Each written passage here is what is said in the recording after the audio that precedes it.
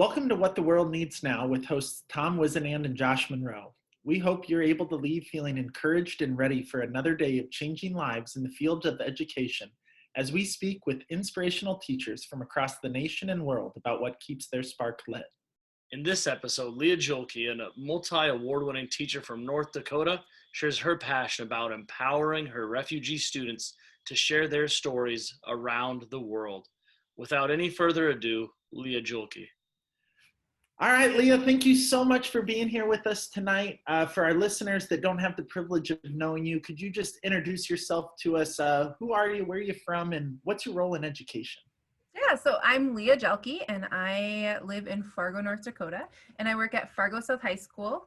And my role is that I'm an EL English teacher, which means I have full classes of refugee and immigrant students from all over the world.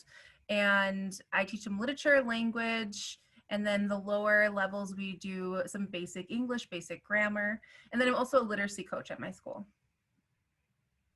That's a lot. Yeah, you got a lot going on. You do a lot, not just at your school, but also nationally and even internationally. You've been recognized by some amazing organizations, and we'll talk about that later. But how did you fall into a career in education? What made you want to pursue it? And tell us a little bit about it. So growing up, my mom was an art teacher, and I always said I would never be a teacher just because I saw her having to go from school to school at a time in the 90s when art wasn't exactly into the schools. You had to have a traveling art teacher. And I just thought that looked horrible. What if I forgot something at a school? It just wasn't for me.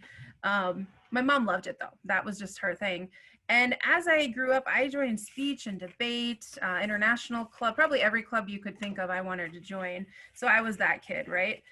But then I just really took an interest in nursing, and that was what I was going to do. So I got a scholarship to go to college for nursing, and I started a nursing school. All the prerequisites for nursing school, I should say. And my second year of college was the year after 9/11 happened. And my older brother had joined in 98 the Army as an Army Ranger. And he was doing his thing, and we're very competitive. My uncle, it was a Green Beret, and my grandpa was also in the military. And so I always knew that was going to be part of my life in some way as well. And I started to look around, and I decided to join the Army National Guard in Minnesota, which is just across the river here from Fargo. And I absolutely loved it. So I took a semester off and went to training and learned how to be a medic in the Army.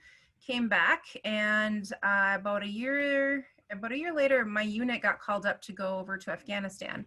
And so I was with an all-male unit, an infantry unit attached, and I was ready to go. I had taken I had withdrew from school. I said, okay, let's have an adventure. I'm going to go use my skills. And then right before we left, they said, ooh, sorry, we're not going to take females.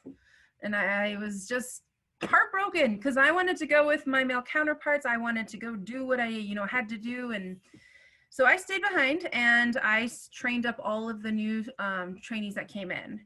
And through that, I actually started really enjoying the teaching part of the training. And in addition to that, one summer I volunteered and worked with a refugee EL summer program in Fargo, and became, I don't know how, but I became the troop leader of a Girl Scout troop that was all refugee girls from Liberia.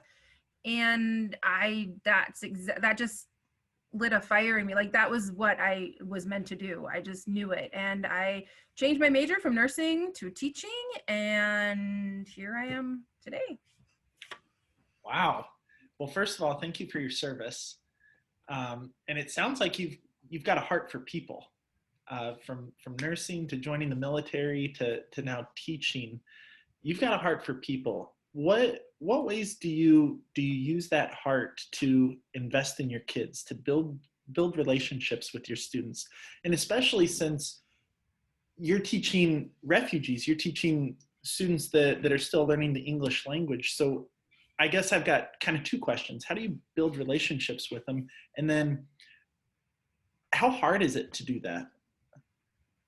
Is there any cultural The barriers, definitely. Thank Some you, of those Barry. cultural barriers. Yeah.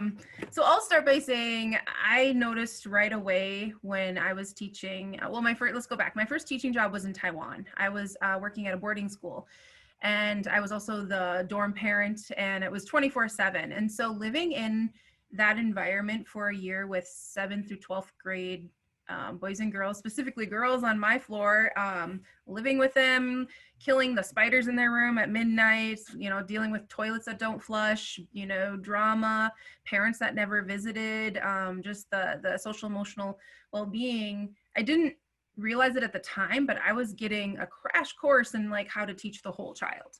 And that really, I think, set me up in my career for the success I think that I've had.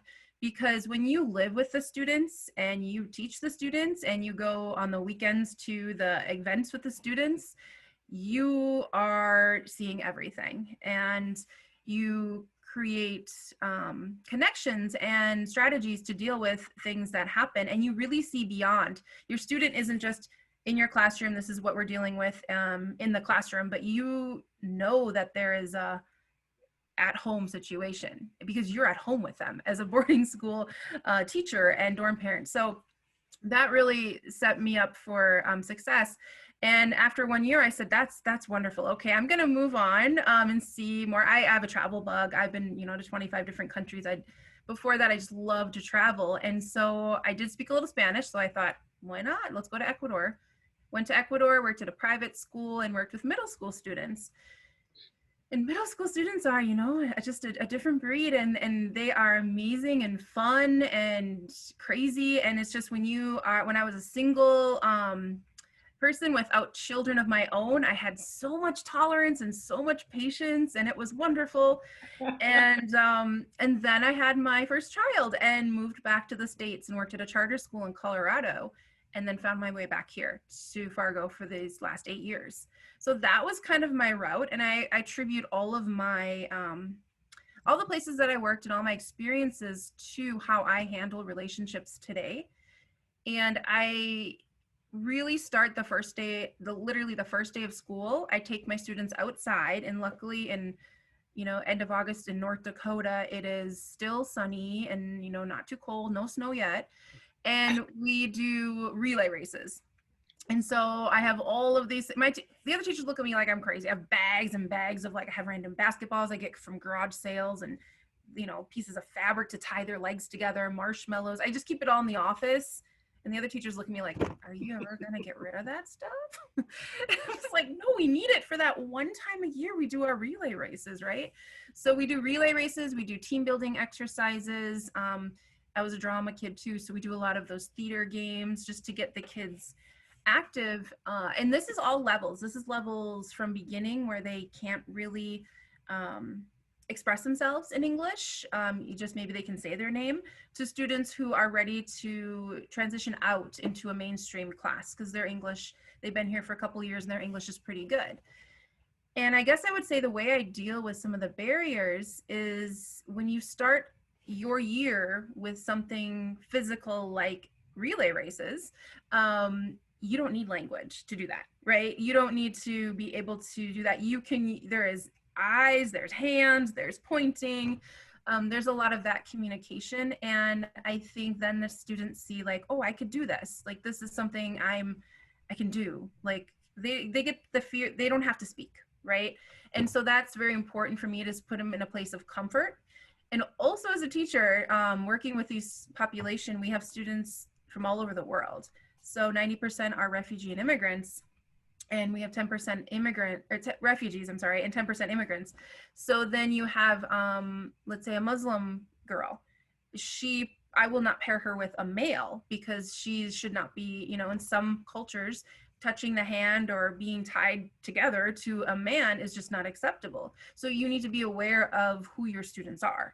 And so I did learn that when like my first couple of years doing it, when one of the girls just said, oh, can I have another partner? And I was like, oh, why? And then she told me, I was, oh yes, of course, I'm sorry. And of course, it's something that you learn over the years. You don't, do heavy research on every single culture and every single language, but the experience is what helps you as a teacher learn about your students so that you can create better relationships with them. And when we like care enough to ask questions and to learn about them, they see that you care, they feel more comfortable, and then when they're comfortable, they can do their work, they can open up and do the other stuff like English, I guess, right? That's what I teach. But I feel like I teach more so life skills sometimes, because we do a lot of sometimes in the basic classes of learning about the traditions. We carve pumpkins. We do a lot of different activities to help them get acquainted to the new culture when they first come to the United States. And we actually made a whole class about that in our school. And it's called Partnership for New Americans. And it's one of my favorite classes to teach. That's so cool. Just the way that you understand reaching the individual and getting to know each individual is super, super important. But then you take, from what I understand, and I'm super stoked to be talking to you about this, but like you take your relationships and then you not only get to know the kids, but you really empower them. Like the sense of empowerment that you give your students is incredible. And I was wondering if you could talk about your book project with your students and how you really took their learning and their comfort with you to that next level, and what you did with that. So to start that, so our book project is quite comprehensive, but to explain a little bit, I wanted to read you just a little bit of one of my students' stories, kind of the beginning. Is that okay? Please. I'd love it. Then you kind of get to the feel of kind of what we're dealing with. So this one is actually from a student a couple years ago I had, and her name is Aline Uwase, and I have her permission to share. And the story is called Finally Over. So I'm just going to read kind of the first part here. Bang, bang, we all froze in fear. We were starting our night prayers when we heard the gunshots. Go to your rooms and hide, my mom yelled. My 4 sisters and I quickly ran to the bedroom and sat on the bed. Ntubara, Ntubara, someone yelled from outside. I need to help them, my dad pleaded with my mother. Don't go, we also need you here, my mother replied in a scared voice. It was August 13th, 2004. We were in Gatumba at the border of the Congo and Burundi at the borderline. We had moved from our homeland in Congo to Gatumba for refuge, but the people who we ran to and lived among turned into our enemies. We hoped that there would not be any more bloodshed of our people. We were being chased out of our country because the tribe members rejected us, since we were not part of the tribe. In a period of less than 2.5 hours, more than 166 people were killed. Wow. So Aline's story, there's a bigger story to this as well. And this story goes on and explains her journey from where she was to Fargo. And this project, this is a product of our project, and we have a lot of different components, which I'll mention. But she goes on to talk about how they started running from the rebels, and they heard a sound, saw their father had fallen, and so her sister and her went forward. They were 8 years old, maybe. They went to see what was going on, and they saw that her dad had been shot. And then 2 of the rebels came up and ran to them, and the girls were crying, and they said, don't cry, you don't need to cry. And they were like, why? And they said everything will be done. And they lit a match, and they lit their father on fire.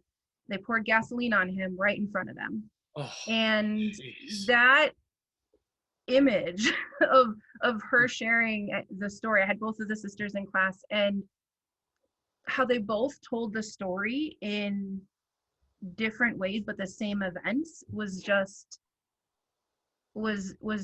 heartbreaking. And they weren't even in the same class. They didn't even really talk to each other. They just recounted the story. And in that, the rebels had mentioned they didn't know what they were saying because they were speaking a different language. And then one of them said, no, we should just let them live, because then they'll suffer, and they need to suffer. And so that's why they didn't kill them at the scene, and the kids ran. And eventually they found cover, and the rest of the story, they made it to Fargo. And I had them in their second year in Fargo, because they stayed in the refugee camp for quite a long time. And when they were with me, they both were very quiet. And we start our project. So the Journey to America project starts with us brainstorming about what do you want to write about your experience. And my students always have the choice to write about any point in their journey. So they don't have to write about anything they're not comfortable with at all. And so they could say, I stepped foot in Fargo and I was so cold. I saw all the snow, and they can start talking about how they got to their house or their apartment. Some students like Aline wanted to start to the point of this event happening. And some also start where they found out, oh, we heard today, my mom told me we're going to the US.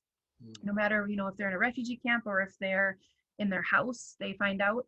And so I always emphasize, don't share anything with anyone that you don't want to, because this is something that we are going to publish and we are going to be reading in front of audiences at the university, and whatever you want to share is what you should share. And so we very much stress that. And so at the beginning, we have a person come in, and in the past I've had John Dow from God Grew Tired of Us. His story, he's a lost boy, and his story has been made into a movie. I reached out to Kepler Speakers and I got a grant to do this whole project. So this is how I was able to do it. But we got a grant, and he came and he spoke to the whole school about his journey and how he was one of the lost boys traveling, thousands of miles and made it. And now he's, an author, a CEO, and just to believe in yourself was really his message. And it was amazing. So after that first year that I was able to get a speaker, I said, I have to keep getting them. So Daniel Trust from the New York area, he's also a CEO and he's done amazing things. He was a refugee and has just a horrific story as well. A local lady is also an author. She's from Burundi, and she actually has kids who've gone through our school system here, and she came as a refugee herself. So I like to give the students an experience of, here is someone who's telling their story. This is the reason they're telling their story, and this is where they are today. Mm-hmm. And I think that really opens the eyes of my students to see, wow, like this person has gone through things similar to me or has made a journey like I have, and they're okay today, and they're doing well, and some of them are doing even better than well. And it's just that you need to connect with them. And so that's the process we start with. And then I bring mental health groups into our classroom, and they do activities with the students to talk about no matter how you're feeling as a teenager, it's okay to ask for help. And so they really focus on, being a teenager and mental health. And the kids, at first, I wasn't sure how they were going to, take it, because a lot of cultures are not open to sharing their feelings. Sure. And after the first year, I realized that it's a lot more the older generation of their cultures, because our students want to talk. They ask the best questions. They were so serious. I thought maybe some would be like, kind of joking about it. But these are all 9th through 12th graders mixed together in a class based on level. And they were so intrigued, and they wanted business cards. They followed up. We were able to follow up with our counselors and our social workers with some students, and some issues came out. And then that really opened my eyes to, we need to be doing more, not just with the project of social emotional learning, but more with that. So that is kind of the beginning of our project. And just in short, later we start doing the brainstorming. They start writing about what what their piece of their story should be. We bring college students in. I have classes of like 20 and 22 different periods, and I've had about 22 college students come at one time through the 3 colleges, just asking for volunteers with my connections. And they love coming in, and their teachers can also assign it as volunteer work. And in the end, these students just want to keep coming back. Like the teacher's like, go 2 times, and they're like, can I keep coming? Just because they get these relationships with my students, and they sometimes get off topic and they start talking about college and, oh, where do you work at? Or do you have a boyfriend or girlfriend? My students are so interested. But it's so good for them to be able to talk to an older person in college, because a lot of them don't have those type of role models in their lives. And I know one of my students got a job in this way. She asked a student, "Oh, you work at the mall? I really, my student asked her, I really want to work at the mall. You work there. Can I get an application?" She's like, "Yeah, I'll bring it next time." And she got a job. And That's so cool. it's those connections that they need in our society that we realize we don't really help people who are new to our society make those connections a lot of times. And so the college kids help write, and then we publish online in an ebook, and then I send their books away to be published. We do 600 each year, and in a spiral bound book form, we get them back. We do a speech unit, and then we have college kids come and help us do a speech unit using our stories. And then we go to the universities and we read our stories out loud to a public audience. And last year, it was the year before last, actually last year in February, we did ours right before COVID. And it was so neat because our students wanted to sing. We had 2 Nepali girls dance. We had another student, an African student, do an African dance. And they made it into like a showcase of their talents and who they are. And then the other piece that was added recently in the last 2 years was the students go to the art museum and learn about art right after they finish their stories. And then the art museum donates these huge canvases that they paint one scene from their story, and we display those out into the during the presentation, and then we take the picture of that and put it above their story in the book too. So it is quite comprehensive, and I could talk forever about it, but there's a lot of things in place there that really help the students open up and feel like they can write what they want to write in my class. And I think that's really important, because without the trust and without the relationship, I could never do a project like this. So. And I like that, Tom, you said empowering the students. Like you're giving them a voice and a real audience to talk to. And I think sometimes I don't know what it's like in North Dakota, but at least in 5th grade, there's an emphasis on like persuasive writing, and we have to write to this prompt, but you're teaching them what real writing looks like. Like they're authors sharing an amazing story. I want to know more about it, because goodness, that was awesome. And her story, to be able to share that with other people. And I know you touched on it, to have that space that she feels safe enough to share it, because you have to have a really safe environment to be able to talk about watching your dad be murdered. And the fact that you're able to help get students to that place. What, from that story, my question, I guess, is what do you think the most pressing issue facing education is? Because as you're telling that story, and you're walking through, I know that you hit on all these standards as you go through that, but I think that sometimes we get caught up on, I really want to do this, but does it fit into the curriculum? And it sounds like you're figuring out how to do that. But what do you think the most pressing thing for teachers is today? Because what you're doing is amazing, I guess, is what I'm trying to say. And I want us as teachers to go that direction, where we work to empower our students to use education to boost themselves. Right. Yeah, exactly. I think the thing with today is that we know so much about everything, and we want our students to know so much about everything. And our curriculum just keeps getting bigger and bigger and bigger. And the problem that I'm seeing at the high school level is that the practical skills, the life skills, are not being taught. The skills, so some schools may have like a life skills required course. In North Dakota, we don't have that. And you can take the class where you get the baby and the baby cries and you take it with you all, you can take an elective and do that, or you could take an elective to sew or an elective for auto.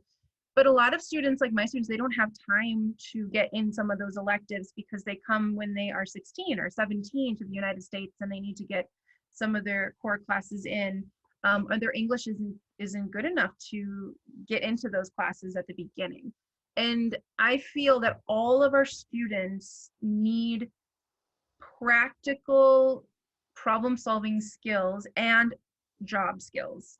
And so looking at what teachers can do, I teach the curriculum that I teach, but when I see that when I see my group of students, if they are struggling with a certain skill, like let's say relationships with each other, and we're just not getting along in class, I will literally I will stop. And no matter how many days it takes to get those students to act, appropriately with each other, or to realize how important relationships are with each other, if it's a day or two or three or a week, we'll do that, because they can't learn other things as well without having those skills.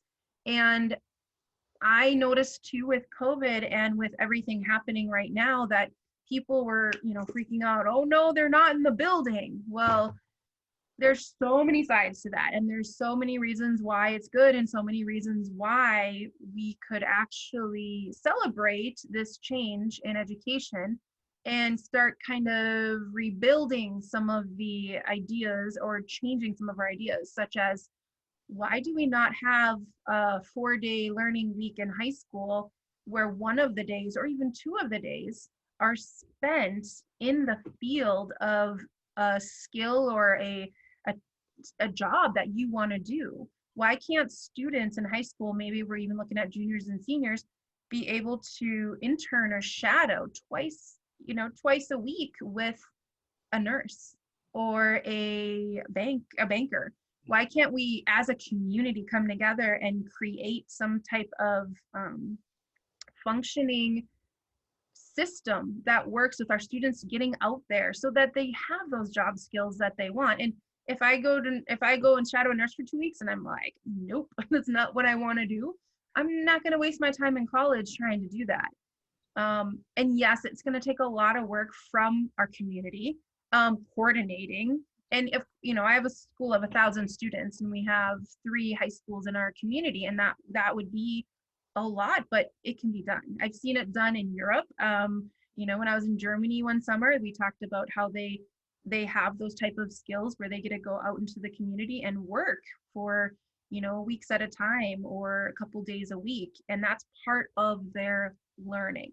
Mm-hmm. And that's what should be valued, is those type of skills, such as my daughter being, home, and I'm teaching virtually right now. She's creating our menu now for the week. And so she's meal planning. And so not all her meal choices are, completely accepted, but, you can only have cereal for so many meals a day, right? Does she put mini corn dogs on the menu? Oh, we have that. We have SpaghettiOs. It's okay apparently to eat, hot dogs all day, but I want to come over and eat with you. Yeah, no kidding. Yeah. We try. So her skills of planning and just doing some extra classes. She just took an acting class on OutSchool. OutSchool is an amazing online resource that she's done an acting class. She's done a class on ukulele. She just learned how to play the ukulele, and it's a Zoom type of situation, and the teachers get to sign up and they can set their price and set their hours. And I have found amazing classes. My 3-year-old is doing a preschool class every Sunday on there.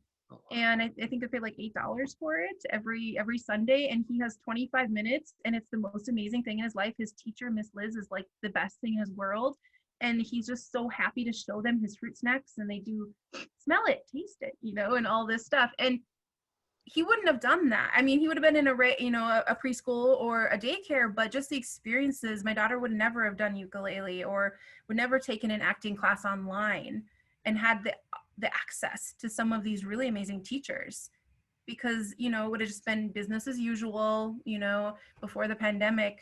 And I like how you mentioned before, like just thinking outside the box and really keeping this mindset of being able to connect with people around the world even after the pandemic is done. And so I think that's really important to think about with these skills the students are learning. And one of the most important skills, I have to say, organization and time management. My 9-year-old at the beginning of COVID is online with her classes 3 times a day for 30 minutes at a time, and she has asynchronous work the rest of the time. So as a teacher, I'm like, she can handle it. She's a teacher's kid, right? Week 2, checking in on her. You have 41 assignments to do. What? I was embarrassed. I'm like, my kid? I'm like, oh God, what does that look like to the teacher? I'm so embarrassed. And well, she liked Roblox a little too much, so she was doing that instead because she wanted to see her friends, and it's not very fun to do it on the computer. Okay, well, we got this straightened out. Every night she has her homework done now because we talked about setting a time management plan. It's the same for my high school kids students too. If she's lucky, she has me at home to do that for her. A lot of our kids don't have that organization at home, and they have to do it themselves. But honestly, even trying to do it yourself, you are preparing yourself for life after high school, because that is, you know, what you have to do.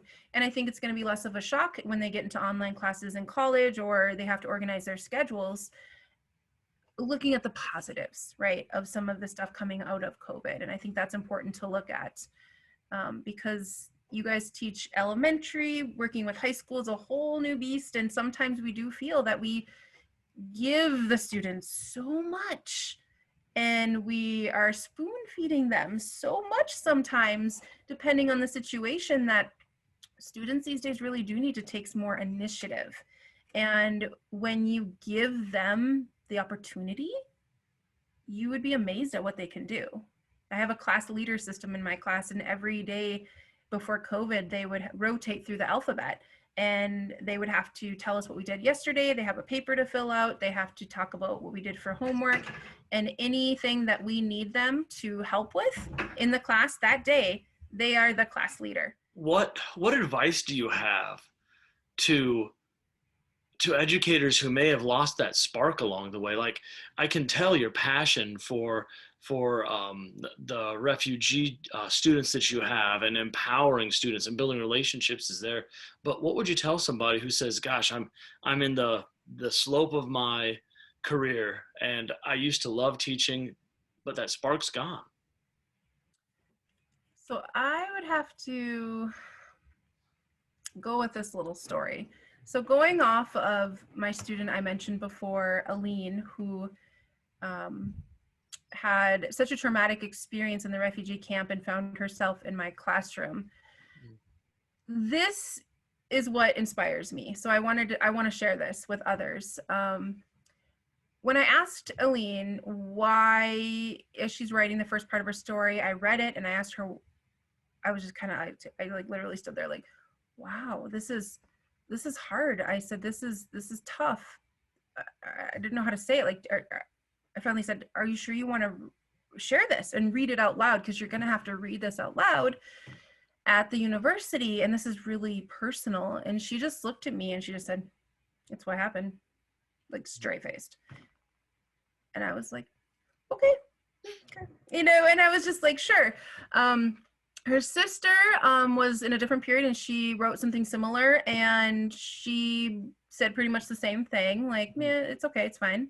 I said, okay. So moving forward, after Aline wrote that, I saw her opening up a whole lot more in my class. Once I started bringing in the college students and talking to her, getting to know her a lot more.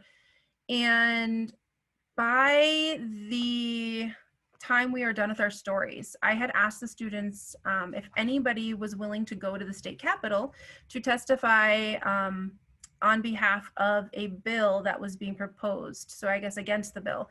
And this bill was to limit refugee resettlement in North Dakota. And the Lutheran Social Services had asked if I had any students that wanted to read their stories, because they knew we had our stories. And she was one of the first people to volunteer. And I was just taken back, like, really? Okay, great. So she and 2 other students I had went to the Capitol, and they read their stories. You can see, actually it's still online on YouTube, you can see them doing it. And they were so passionate, and there were so many people there in support of them and against this bill that in the end it didn't pass. And my students came home so excited. to tell me like they listened to us, like we did something, like we didn't think we didn't think our stories mattered, we didn't think it was a big deal. And I said, yeah, I know your stories matter. I knew this was going to be something great. And so they were just so excited. And so to see what the seeds that you had planted within your students really kind of blossom a little bit, and for them to realize their potential and to realize like they can be advocates and they can go out and do the, share what they need to share and change what they want to change just by using themselves, like their own stories, was amazing. And going further, so it was March, right? And in March, and that summer, I get a message from Aline and her sister saying, can you come to our church on Saturday?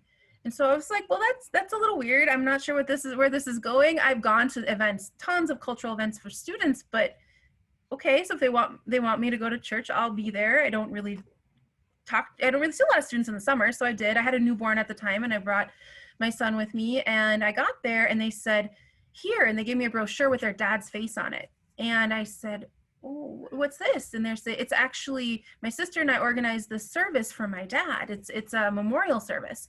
And I said, oh, okay. And so I sat in the back, and Aline sat with me. She goes, you want me to translate? And I said, no, you're fine. So, they're speaking in their native language, and there's a lot of crying and a lot of talking and a lot of people. And I'm just listening and just looking around me like, wow, this is really neat. And so then afterwards we have a meal, and I said, this was really nice that you did this for your dad, but didn't you already do this? Like, didn't you already, this has been like 8 years since he passed away. Is this like his anniversary? And Aline looked at me, she goes, what do you mean? I said, well, like, is this the anniversary that he passed away? And I said, why now? And she looked at me, she goes, because of you. And I was like, what? And her sister says, yeah, that we never talked about my dad in our house before we wrote our stories. I said, what? She said, yeah, we never said his name in our house. Nobody wanted to talk about him. It was too sad for my mom, and we just didn't talk about him. And I said, you never talked about what happened? They're like, never.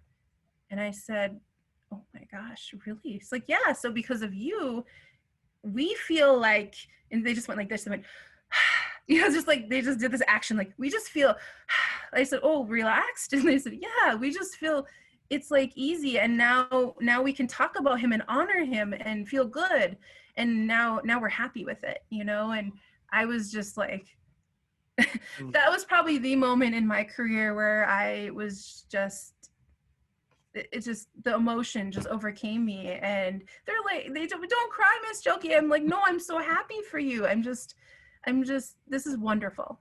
That's incredible. And just that situation, I mean, even now I like try to hold back tears, because thinking back, it just makes me realize if they wouldn't have invited me there or told me that, I would never have known how much of an impact what I had done in class and how I helped them find their own skills to express themselves would have had on them.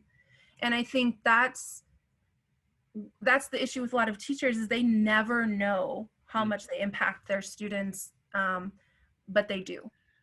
We always end with, what do you think the world needs now? And Tom loves going to the song from the 60s. Usually he'll sing a line or two for us. He's got a great voice, possibly American Idol worthy.